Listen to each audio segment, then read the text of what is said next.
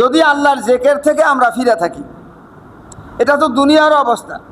হ্যাঁ, বলে যেখানে দুনিয়া সংকীর্ণ করে দেবে, তার অর্থ কি? যেখানে যে রহমত, যে বরকত পাওয়ার কথা, সেই বরকত পাওয়া যাবে না। এটা তো দুনিয়ার মধ্যে আল্লাহ তাআলা বান্দার রহমতকে ছিনিয়ে নেবেন, বরকতকে ছিনিয়ে নেবেন, বরকত থাকবে না। কি বলেন, আগের মতো বরকত আছে? নাই। হ্যাঁ, নাই। বরকত আল্লাহ তাআলা উঠাই নিচ্ছে। হযরত জিবরিল আলাইহিস সালাতু আসসালাম, আল্লাহ রসুল সাল্লাল্লাহু আলাইহি ওয়াসাল্লাম দুনিয়া থেকে যাওয়ার পরে 10 বার পৃথিবীতে আসবেন, এক একটা জিনিস নিয়ে যাবেন। তার মধ্যে একটা আছে যে জিবরিল আলাইহিস সালাম পৃথিবীতে আইসা বরকত উঠে নিয়ে যাবে। দেখা যাবে অনেক ফসল, কিন্তু মারাই করাবার দেখা যাবে কম, গত বছর সে কম হয়েছে।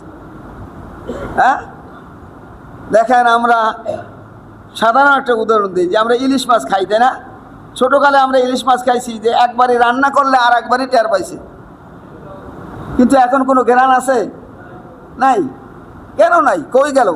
কোথায় গেল? সেই মাছ তো আছে না। আল্লাহ তাআলা বরকত